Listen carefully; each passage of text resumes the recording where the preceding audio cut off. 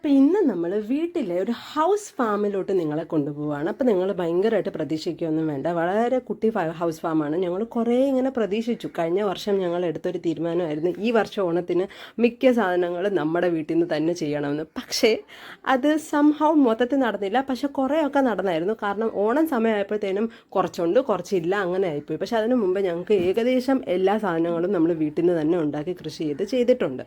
അപ്പം ഇതൊക്കെയാണ് ഈ ഓണത്തിന് ഞങ്ങളുടെ കയ്യിലുള്ളത്.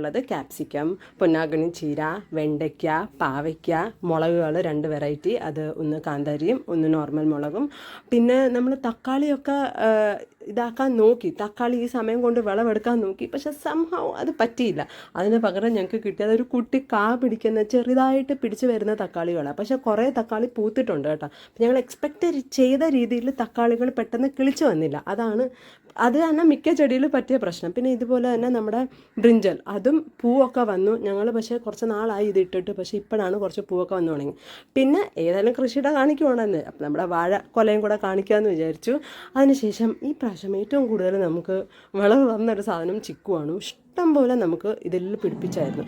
എല്ലാം ഇത്രയും ഉള്ളെങ്കിലും അടുത്ത കൊല്ലം ഞാൻ ഉറപ്പായിട്ട് പറയുന്നു, ഒരു സാമ്പാറിനുള്ള എല്ലാ സാധനങ്ങളും നമ്മൾ കൃഷിയിൽ നിന്ന് തന്നെ എടുക്കും. അതിൻ്റെ വീഡിയോയ്ക്കായിട്ട് സ്റ്റേ